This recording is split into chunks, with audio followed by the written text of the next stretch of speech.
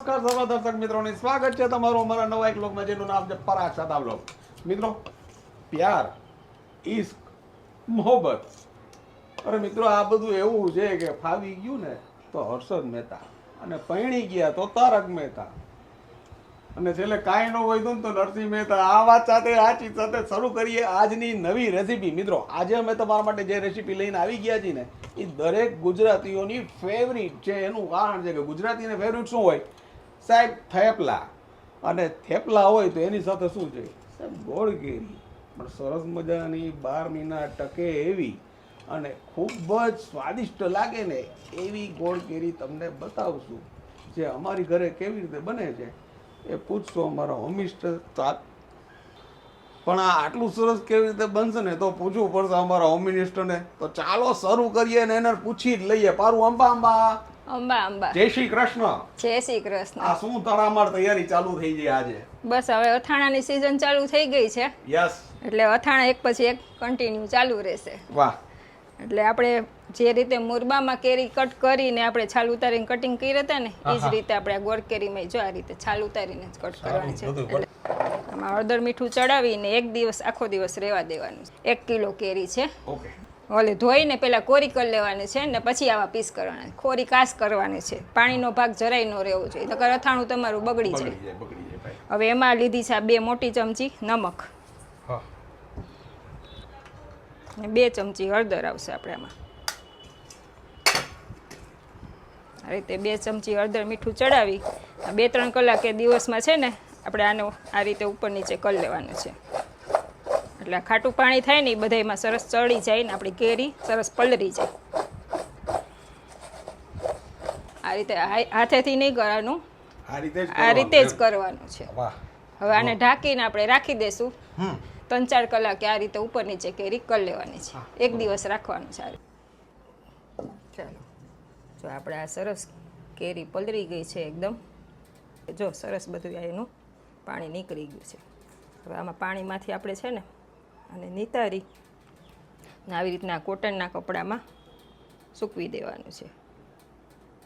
છૂટી છૂટી બધું પાણી સુકાઈ જાય, એકદમ ડ્રાય થઈ જાય ને એવી કરી નાખવાની છે. આ રીતે આપણે બધું ખાટું પાણી આ બધું નીતરી ગયું છે. આવી રીતના છૂટી છૂટી તમે તડકે કે પંખા નીચે સૂકવો ને તો આ કેરી ચવડ થઈ જાય, સોફ્ટ ન રહે. અને 2-3 કલાક આપણે આ રીતે સુકાવા દેશું એટલે એકદમ ડ્રાય થઈ જશે. જે ઉપલું પાણી થોડુંક હોય ને એ શોષાઈ જશે. આ નીકળ્યું છે આપણું ખાટું પાણી. આ ખાટા પાણીમાં આપણે આ છે ગાજરની સુકવણી આવી બારીક કરી છે એટલે સરસ આપણું લચકા પડતું કેરી થાય. ને આ છે 100 ગ્રામ ખારેક. આ બેયને ધોઈ ને આ ખાટું પાણી છે ને એમાં આની સાથે આની 3 કલાક પલળવા દેશું.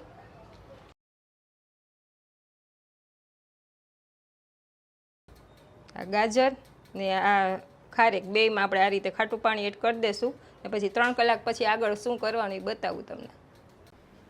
ચાલો, ગોળ કેરીની આપણી 50% બધી પ્રિપરેશન થઈ ગઈ છે.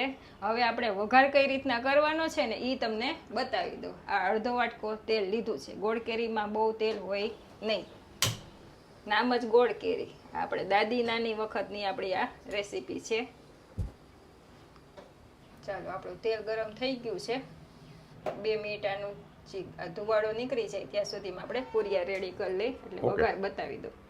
ચાલો, હવે છે ને 1 કિલો ગોળ કેરી બનાવવા માટે જે માપ હોય ને એ તમને કહી દઉં. આ છે 50 ગ્રામ ધાણાના કુરિયા, આ છે 30 ગ્રામ મેથીના કુરિયા ને 30 ગ્રામ રાઈના કુરિયા છે. આ 2 ચમચી મરી છે ને આ છે 1 ચમચી હળદર, કારણ કે હળદર મીઠું આપણે ચડાવેલા છે. 1 ચમચી મીઠું આવશે ને આ છે કાશ્મીરી લાલ મરચું. એ તમારે જરૂરિયાત હોય એ પ્રમાણે એડ કરવાનું છે. ને એમાં આવશે છે દળેલી ખાંડ. 2 ચમચી દળેલી ખાંડ આપણે એડ કરશું. એનેથી આપણી ગોળ કેરી સરસ રસાદાર બનશે. ને 1 કિલો કેરી છે એટલે 1 કિલો સામે ગોળ આવશે. ઓકે. આ છે ગોળ કેરીનું બરાબર એકદમ પરફેક્ટ માપ છે. પછી આ જો આ રીતે આપણે વઘાર કરી લેશું. સૌથી પહેલાં છે ને આ ધાણાના કુરિયા આ રીતે એડ કરવાના છે. આવી ગયા મેથીના કુરિયા. આ રીતે કરીએ ને એટલે આ બધું કુરિયામાં ભેજ હોય ને એ વયો જાય. ગરમ તેલમાંથી એડ કરીએ ને એટલે. આ છે 2 ચમચી વરિયાળી, આ ખાસ એડ કરવાની છે. મળીને વરિયાળી આપણને તો બધાને ગમે છે વધારે, એટલે આ છે હિંગ. હિંગ થોડીક આપણે આગળ પડતી લેશું, એક મોટી ચમચી આવશે. આ છે હળદર. આની ઉપર આપણે આ ગરમ તેલ એડ કરવાનું છે. આને ઢાંકી દેવાનું એટલે વઘાર બહાર ન વયો જાય. વઘાર આપણો થઈ ગયો છે.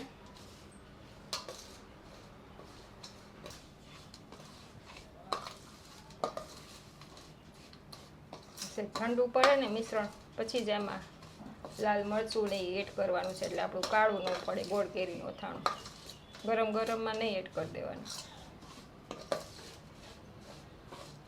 હવે આ છે ને આપણું ઠંડુ પડી ગયું છે. આમાં આવશે આ નમક 1 ચમચી. આ છે કાશ્મીરી લાલ મરચું, આપણે 3 ચમચી એડ કરી છે. પછી આપણે મિક્સ બધું કરીએ, પછી જરૂર લાગે તો એડ કરવાનું વધારે. આ છે દળેલી ખાંડ.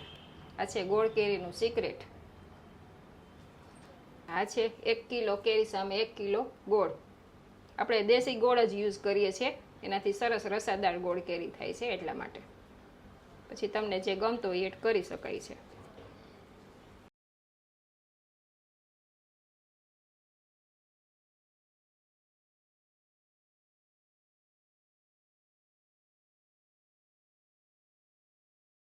હવે આ બધું સરસ વ્યવસ્થિત મિક્સ કરી લેવાનું છે આપણે. વઘાર ને ગોળ ને મસાલા ને બધું.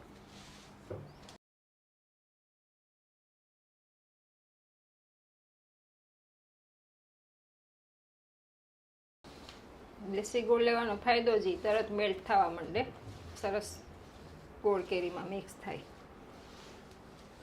ચાલો આ બધું આપણું સરસ મિક્સ થઈ ગયું છે. તો આપણે ઓલી કેરી ચેક કરીને બતાવું હમણાં તમને પછી કઈ રીતે ભેળવવાનું. ગોળ કેરીનો મસાલો રેડી થઈ ગયો છે. ચાલો આપણે આ કેરી સૂકવી અને 3 કલાક થઈ ગઈ છે. જો આ કેરી આપણી એકદમ ડ્રાય થઈ ગઈ છે. જરાય પાણીનો ભાગ હાથમાં આવતો નથી. આવી કેરી થાય ને પછી જ આપણે આ મસાલો તૈયાર કરીને રાખવાનો, પછી જ ભેળવવાનો. આ બધું આપણે આમાં એડ કરી દઈશું. આ ખારેક, પછી આ ગાજરની, જો આ એકદમ ડ્રાય થઈ ગઈ છે. બધું સુકાઈ જ ગયું છે આપણું. બધાને 2-3 કલાક થઈ ગઈ છે ભાઈ. ટૂંકમાં ડ્રાય હોવું જોઈએ, પાણીનો ભાગ ન હોવો જોઈએ. પાણીનો ભાગ ન હોવો જોઈએ એટલે આપણું અથાણું બગડે નહીં. 1 વર્ષ શું 2-3 વર્ષ તમે ચાલે અથાણું. જો પાણીનો ભાગ ન હોય ને તો. આ બધું આપણું આવી ગયું અથાણા માટેનું. હવે જે આપણે મસાલો તૈયાર કર્યો છે ને એ આમાં એડ કરી દેશું. ઓકે. અને બને તો આવું મોટું વાસણ લેવું, પોળું વાસણ જ લેવાનું, જેથી તમને મિક્સ કરવામાં સરળતા રહે. ખારેક, કેરી, ગાજર બધું મસાલા આપણું બધું મિક્સ થઈ ગયું છે. હવે જેમ જેમ આનું કેરીનું પાણી થશે ને એમ પ્રમાણે આનો રસો થતો જશે ગોળ કેરીનો. 2-3 કલાકે આમાં આ રીતે છે ને ચમચો ફેરવતું રહેવાનું એટલે થઈ જશે. ને 24 કલાક આ રીતે આમને ઓલા મોટા વાસણમાં રાખી મૂકવાનું છે. હવે તમે અત્યારે જોઈ લ્યો આ કેટલું ડ્રાય છે. દર 3 કલાકે આમાં ચમચો ફેરવામાં આવશે, એની મેળાઈ રસો થશે. આ એક જાદુ થશે. આ રીતે ઢાંકીને રાખી દેશે. જો આ 1 કલાક થઈ છે આપણે આ ગોળ કેરી તૈયાર કરી, અને આ ગોળની જો ચાસણી થતી જશે. હજી 24 કલાક રહેશે ને એમાં બધું સરસ મેલ્ટ થઈ જશે ને એક રસ થઈ જશે આપણી ગોળ કેરી. આ રીતે ચમચો ફેરવતા રહેવાનું, સરસ ગોળની ચાસણી થઈ જશે. ચાલો ફાઇનલી આપણી ગોળ કેરી હવે રેડી થઈ ગઈ છે. 24 કલાક થઈ ગઈ છે. જો આપણે દેશી ગોળ છે ને એટલે ઝડપથી મેલ્ટ થઈ જાય. નકર તમારો ઓલો કોલ્હાપુરી ગોળ નાખ્યો હોય તો 1 દિવસ હજી વધારે આ રીતે ખુલ્લા વાસણમાં રાખીને હલાવવું પડે. ગોળ મેલ્ટ થતાં વાર લાગે ને એટલા માટે. આપણને આ ગમે છે એટલે આપણે એ જ રીતે બનાવીએ છીએ દેશી ગોળ. બધોય ગોળ સરસ મેલ્ટ થઈ ગયો છે. આ રીતે આપણે વચ્ચે નવરા થતાં લેડીઝને આદત હોય એ પ્રમાણે વચ્ચે વચ્ચે હલાવતા ગયા હતા એટલે 1 દિવસમાં સરસ આપણી રેડી થઈ ગઈ છે ગોળ કેરી છે. બધું સરસ પલળી ગયું, ગોળ મેલ્ટ થઈ ગયો. બાને ભાવે એવી ગોળ કેરી રેડી થઈ ગઈ. ગોળની ચાસણી થઈ જાય. કેરીનું જે પાણી છૂટે ને એમાંથી જ છે. આ સ્ટ્રેન્થ છે અને આ લેન્થ છે. આટલો ટાઈમ તો લે જ અથાણા બનાવવા માટે. આખા વરસના કરવા હોય ને ઈ. તમે આ એક સરસ મજાની રેસીપી અમને આવી રીતે બતાવી, પોઈન્ટ ટુ પોઈન્ટ ડિસ્કસ કરીને, એ બદલ તમારો ખૂબ ખૂબ આભાર. વેલકમ.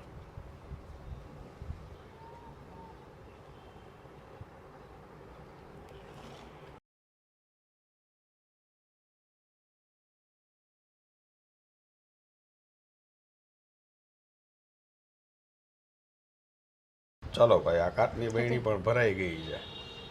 ચાલો, ફાઇનલી રેડી થઈ ગઈ છે આપણી આખું વરસ ખવાઈને સ્ટોર કરે એવી ગોળ કેરી. Thank you very much. Finally નાનાથી માંડીને મોટા સુધી, એટલે કે ગઈઢિયાઓ સુધી જે ખાવાની મજા આવે છે એવી આપણી ગોળ કેરી તૈયાર થઈ ગઈ છે. અને આ રેસીપીમાં અમે ઝીણામાં ઝીણી બાબત કવર કરવાની ટ્રાય કરી છે. આ એક નાનકડો અમસ્તો પ્રયાસ હતો અમારો. આશા રાખી છે કે આજની આ રેસીપી તમને ખૂબ ગમી હશે. જો ગમી હોય તો બધું લોકો સુધી તમે આને શેર કરજો, લાઈક કરજો. અને હા મિત્રો, જાતા જાતા નમતી દાળને મેં કારણ વગર કાપી નાખી અને પછી જિંદગી આખી છાયણાને હું શોધતો રહ્યો. આ વાત સાથે, આ ચીજ સાથે ફરી મળીશું નવી વાત સાથે. ત્યાં સુધી તમે અમને રજા આપશો મિત્રો. તમે અમારા પોતાના છો એટલે તમને કહી છે કે તમે તમારું ધ્યાન રાખજો, તમારા પરિવારનું ધ્યાન રાખજો.